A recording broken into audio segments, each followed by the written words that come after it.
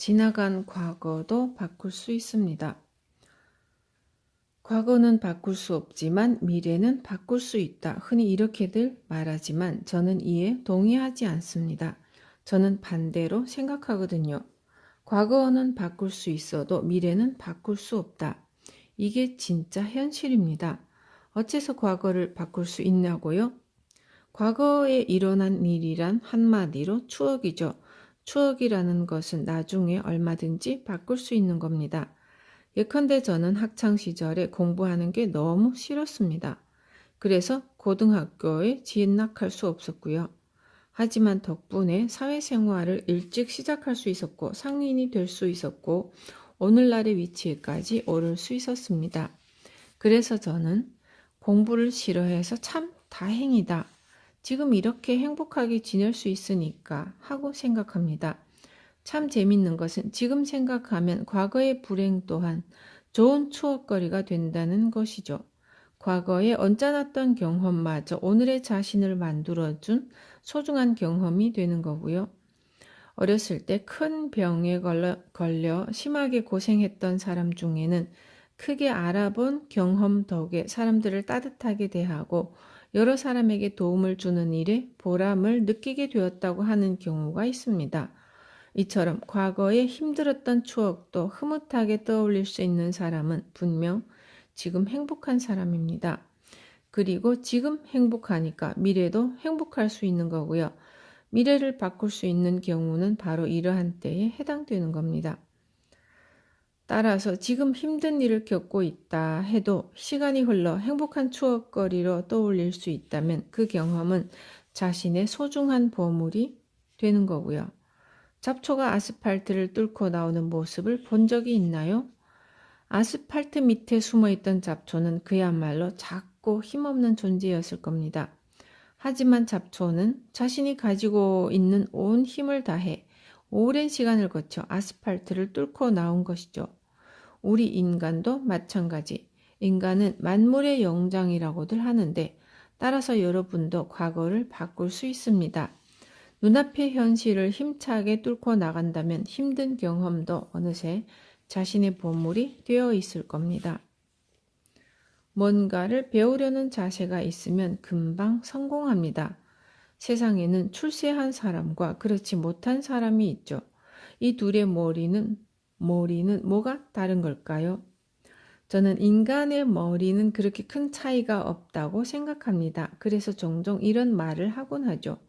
성공은 눈과 발로 하는 것이다. 이게 무슨 말이냐고요? 만약에 당신이 장사를 하고 있는데 장사가 잘 되는 법을 알고 싶다면 장사가 잘 되는 가게를 보러 가면 됩니다. 왜냐하면 상인에게는 실험실이 없기 때문이죠. 그리고 상인에게는 비밀이라는 게 없습니다. 직접 가게에 가보면 직원들이 어서 오십시오 하며 당신을 기쁘게 맞아줄 거고요. 손님을 맞이하는 법, 인테리어, 상품 진열 등 모든 것을 보여주죠. 따라서 10걸음이든 100걸음이든 직접 걸어가서 잘 되는 가게를 구경하면 됩니다. 그렇게 그 가게에서 배울 만한 점을 따라서 하면 되는 것이죠. 일은 과학입니다. 때문에 얼마든지 흉내를 낼 수도 있는 겁니다. 과학이라 함은 누가 해도 똑같은 답이 나온다는 것을 뜻하기 때문이죠. 내가 하니까 틀린 답이 나오더라 하는 경우는 없습니다. 다른 곳에서 성공한 일을 배워서 똑같이 하면 똑같은 결과를 낼 수 있습니다. 물론 그렇게 흉내를 내면 개성이 없는 거 아니냐 하며 따지는 사람도 있는데 이건 참 이상한 생각이죠. 생각해 보세요. 유명한 탤런트가 머리를 길렀다고 해서 머리를 기른 사람이 그 탤런트와 똑같은 사람이 되는 것은 아니잖아요. 똑같은 헤어스타일을 한다 해도 사람은 각자 다른 존재니까요. 이처럼 인간은 다른 사람과 똑같은 행동을 해도 자신만의 개성을 드러내기 마련입니다. 신이 그렇게 창조한 것이죠. 그러니 눈과 발을 사용해서 좋은 점은 배우고 나쁜 점은 따라하지 않으면 되는데 희한하게도 사람들은 오히려 나쁜 점은 배우고 좋은 점은 좀처럼 따라하려 하지 않습니다. 가령 맛있는 국수 가게란 곧 손님이 줄을 서는 가게를 말하는데 그런 가게에서 맛을 보고 역시 우리 가게 국수가 더 맛있구나 하고 생각하는 건 무슨 심보랍니까? 자신의 가게가 더 잘 되고 있다면야 이해가 가지만 손님도 없이 파리만 날리고 있는데도 그렇게 생각한다면 자신의 혓바닥을 의심해 봐야 하는 거죠. 그런 상황에서는 무조건 그 가게의 장점을 배우고 연구해야 하는 겁니다. 만약 그 가게가 남들이 모르는 독특한 양념을 사용하고 있다면 그게 뭔지 알아내야겠죠. 그 양념의 재료라는 것은 사실 오래전부터 흔히 사용되어 온 뻔한 것일 확률이 높습니다. 동업자인데도 모르는 게 이상한 것이죠. 만에 하나 도저히 그 재료를 모르겠다면 그 가게가 어디서 재료를 조달하는지를 알아보면 돼요. 알아보기 귀찮으니까 모르는 거고요. 뭔가를 배우려는 자세만 있다면 금방 성공할 수 있습니다. 다시 한번 강조하는데 성공의 비결은 눈과 팔입니다. 5장은 관계. 바른 몸가짐, 웃는 얼굴, 애정 어린 말, 이 세 개면 충분합니다. 싸우지 않고 이기는 것이 진짜 승리입니다. 사업가든 직장인이든 주부든 학생이든 간에 누구에게나 도움이 되는 그런 얘기를 해볼까 합니다. 인생의 모든 일이 잘 풀리게끔 하는 성공 법칙 같은 것 말이죠. 예컨대 성이 하나 있다고 칩시다. 당신은 적군의 대장이고 이 성을 차지해야 합니다. 그럼 여기서 문제를 내겠는데 당신은 이 성을 어떻게 차지하겠습니까?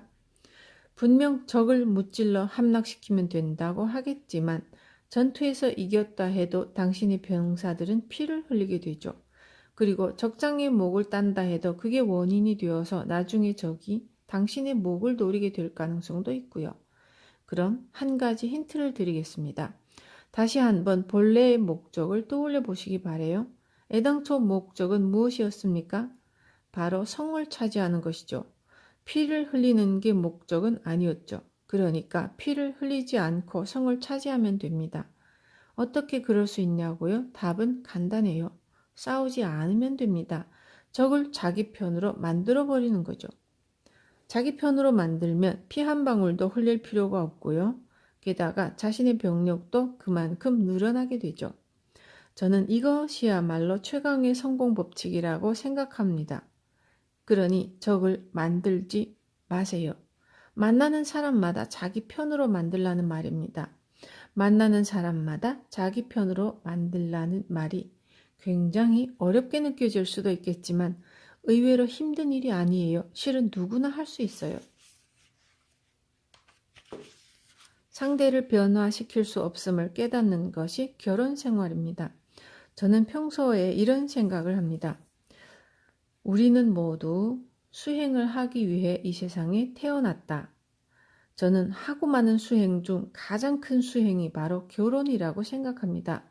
왜 결혼이 가장 큰 수행이냐고 하면 부부라는 것은 세상에서 가장 궁합이 맞지 않는 사람이 어쩌다가 서로 좋아하게 되어서 한 지붕 아래에서 살게 된 관계이기 때문이죠. 이런 말을 하면 세상에서 궁합이 가장 안 맞는 사람과 어떻게 결혼까지 할 수 있습니까? 하고 지적한 분이 있는데 그렇게 생각하고 싶으시면 그렇게 생각해도 됩니다. 누가 옳고 그르다고 하고 싶은 게 아니라 어디까지나 저의 개인적인 생각이 그렇다는 겁니다. 하여튼 얘기를 계속해 보겠는데 어째서 세상에서 궁합이 가장 안 맞는 사람이 부부가 되는 걸까요? 세상에서 가장 궁합이 안 맞는 사람이 만나면 순간 번쩍하고 불꽃이 튀어 눈이 멀어버립니다. 그러다 어느새 결혼까지 이르게 되죠. 불꽃이 튀어 스위치를 누르면 뇌에서 특수한 호르몬이 나오는데 그러면서 순간적으로 판단력이 흐려지죠. 그런데 재밌게도 상대방이 이상하면 이상할수록 호르몬의 분비량이 늘어납니다. 그리고 주위 사람들이 저 사람은 이상하다라고 충고를 하면 할수록 더 열을 올리게 되고요.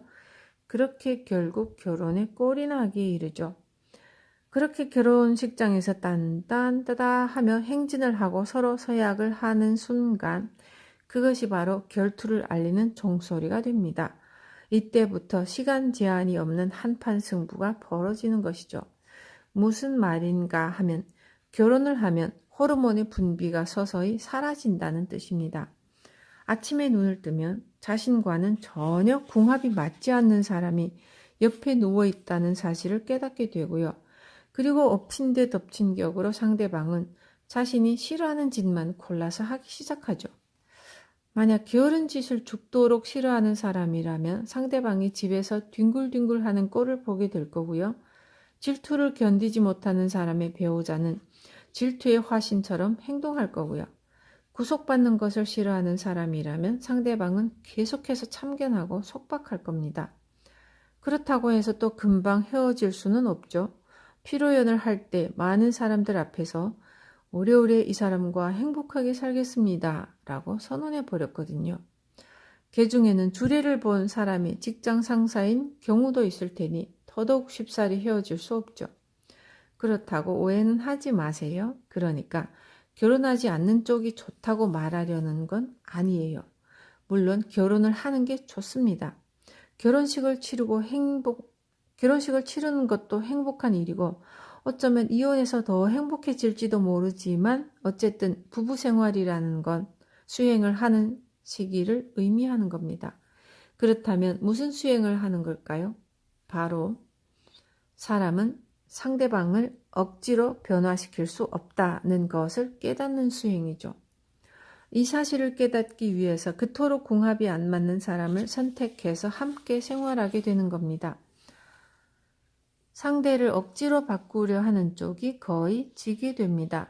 부부 생활이라는 수행을 잘 해나가려면 상대방에게 절대 기대를 걸지 말아야 하죠. 또 상대방을 변화시키려고도 하면 안 되고요. 이 두 가지만 지키면 됩니다. 누구나 다른 사람이 자신을 바꾸려 하면 싫어합니다. 모두가 다른 사람에 의해 변화하기 싫어하니 서로 자신의 주장이 옳다고 내세우게 되지만 어느 쪽이 옳고 그르다고 하는 건 잘못된 것입니다. 그저 살아온 환경이나 생활 방식이 서로 달라서 생긴 일일 뿐이니까요. 예를 들어 저희 부모님은 장사를 하셨습니다. 그래서 손님이 뭔가 부탁을 하면 밝은 소리로 예 하고 대답하고 당연히 당신 자식한테도 그렇게 가르치셨죠. 그러다 보니 부모님이 물 한 잔 가져올래? 하는 부탁을 하셨을 때 물만 가져다 드리면 안 됩니다. 반드시 예 하고 대답한 다음 물을 가지러 가야 했죠. 만약 그렇게 하지 않으면 사랑의 매를 호되게 맞기도 했고요. 저는 이런 가정에서 자라왔기에 누군가 부탁을 했을 때 대답을 하지 않는 것은 좋지 않다고 생각합니다. 하지만 장사를 하지 않는 집안의 사람은 이렇게 일일이 대답하지 않더라도 최소한의 예절만 지키면 칭찬을 받았을 겁니다. 이런 사람은 누군가로부터 부탁을 받았을 때 대답하지 않는 것을 나쁜 행동이라고 여기지도 않죠. 따라서 제가 암만 대답을 하라고 주의를 준다 해도 저를 잔소리만 하는 시끄러운 사람이라고 여기고 따르지 않을 겁니다. 이렇게 상대방을 바꾸려 하면 오히려 자기가 싫은 소리를 듣게 됩니다. 그래서 상대방을 억지로 바꾸려는 쪽이 늘 지게 되고 고통을 받게 되는 겁니다. 사실 부부 사이뿐만 아니라 모든 인간관계는 상대방에게 기대도 하지 말고 상대방을 억지로 바꾸려 해서도 안 된다는 것을 깨닫기 위한 수행이라 할 수 있습니다. 사실 자기가 살아온 방식이 암만 옳다고 여겨도 다른 곳에서는 다르게 생각하는 경우가 많이 있죠. 서로가 나는 옳고 너는 틀렸다는 주장만 하다 보면 끝이 안 납니다. 따라서 인간관계를 좋게 유지하려면 상대방을 바꾸려 하지 말고 자신을 바꾸는 수밖에 없습니다.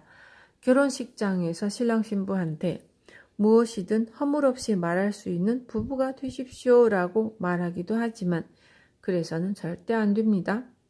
부부라고 해서 서로 하고 싶은 말을 다 해버리면 실제로는 엄청난 싸움이 일어납니다. 부부간에도 서로 예의를 지키고 상대방의 기분을 헤아리면서 말을 해야 하죠. 좀 더 멋지게 표현을 하자면 위트가 있는 말이라고나 할까요? 서로가 밝아지고 같이 웃을 수 있는 말이라면 누구든 환영할 수밖에 없습니다. 즉, 서로가 즐거워질 수만 있다면 무슨 말이든 괜찮습니다. 서로 즐거워지는 말을 했을 때 모두가 행복할 수 있는 겁니다. 물론 인간은 완벽하지 않기 때문에 할 수 없는 일도 있죠. 저 또한 할 수 없는 일이 있고요. 저는 어렸을 적부터 부모님으로부터 약속 시간에는 절대로 늦어서는 안 된다라는 말을 들어왔고요. 그래서 저는 반드시 10분 전에 약속 장소에 도착해서 상대방을 기다립니다. 그런데 제가 아는 사람 중에는 30분 정도는 예사로 늦는 경우도 있습니다. 심지어 어떨 때는 1시간씩 늦기도 합니다. 하지만 그렇다고 해서 그 사람을 유심히 살펴봐도 주위 사람들한테 특별히 신용을 잃고 있는 것도 아니고 되레 친구도 많고 좋은 사람이라는 평가를 받기도 하죠. 이런 사람을 보면 10분 전부터 미리 나와서 기다리는 나는 뭐지 하는 불만이 생기기도 하지만 내가 그 정도 그릇밖에 안 되는 인간이니까 이런 수행도 필요하다라고 생각하면 그만입니다. 싫은 사람과 만날 시간에는 그냥 행복해지는 일을 하세요. 사람이라면 누구나 싫어하는 일이 두 가지 있습니다.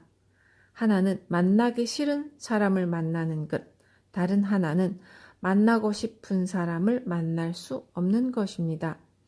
이 두 가지는 누구에게나 고통스러운 일이지만 사실 만나지 못하는 사람은 꿈에서라도 만날 수 있죠. 하지만 만나기 싫은데도 만나야 하는 경우는 정말 이러지도 저러지도 못하는 참 곤란한 상황입니다. 만나기 싫은 사람이라는 것은 결국 자신과 코드가 맞지 않는 사람을 말합니다. 누구든지 자신과 코드가 안 맞는 사람이 주변에 한두 명 정도는 있을 겁니다. 물론 저에게도 만나기 싫은 사람이 있죠. 그러나 그 사람은 제 앞에 모습을 드러내지 않습니다. 왜냐고요? 답은 간단해요. 제가 그 사람을 만나려 하지 않기 때문이죠. 만에 하나 만나야 한다면 잽싸게 도망가 버리고요. 정말 그래도 되느냐고 반문하는 사람이 있을지도 모르지만 저는 아무런 문제가 되지 않는다고 생각합니다. 고통받는 것이야말로 인간에게 있어 가장 큰 골칫거리니까요. 코드가 안 맞는 사람끼리 얼굴을 맞대면 싸움이 일어나지만 만나지 않으면 그런 일은 애초에 일어나지 않겠죠. 만나기 싫은 사람은 그냥 안 만나면 됩니다. 다만 한 가지 기억해야 할 게 있습니다. 맛있는 음식을 떠올리면 자기도 모르게 군침이 돌죠. 마찬가지로 싫어하는 사람은 아예 떠올리지도 마세요. 그 사람에 대해 생각한다는 것은 곧 머릿속에서 그 사람을 만나고 있다는 것을 뜻하니까요.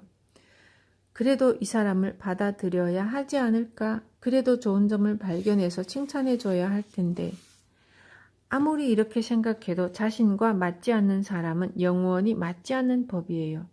도저히 좋아할 수 없는 사람을 좋아하려 해봤자 자신만 고통받을 뿐이고요. 그래도 이 사람을 만나는 건 일종의 수양이다라고 여기며 굳이 스스로 고행을 선택하려 한다면 그건 자유입니다만 고통받는 게 자신만이 아니라면 어떻겠습니까? 싫어하는 사람을 만나다 보면 자신도 모르게 상대를 괴롭히는 경우가 생기죠. 시어머니와 며느리 사이가 안 좋은 경우가 종종 있는데 여러분 중에도 남편과 시댁에 갈 때마다 시어머니와 시누이한테 괴롭힘을 당하는 분이 있을 겁니다. 그건 왜 그럴까요? 답은 간단해요. 시어머니 입장에서 아들은 반갑지만 며느리는 반갑지 않기 때문이죠. 따라서 안 맞는 사람을 만나지 않는 것은 상대방에 대한 배려이기도 합니다. 그러니까 이 경우에는 남편만 시댁에 보내고 자기는 안 가면 됩니다. 물론 참을 수 있는 수준의 사람이라면 참아도 되지만 도저히 참을 수 없을 정도로 싫은 사람이라면 굳이 만날 필요까지는 없습니다. 일본에만 해도 1억 3천만 명보다 많은 수의 사람들이 있는데 이렇게 사람이 많은데 굳이 자기가 싫어하는 사람을 만날 이유는 없지 않나요? 싫어하는 사람과 고통을 받으면서도 행복해질 수는 없습니다. 만나기 싫은 사람과 만날 시간에 자기가 행복해지는 일을 하세요. 그리고 이렇게 하다 보면 신기하게도 오랜만에 그 사람을 만났을 때 오히려 사이가 더 좋아지는 경우도 있습니다.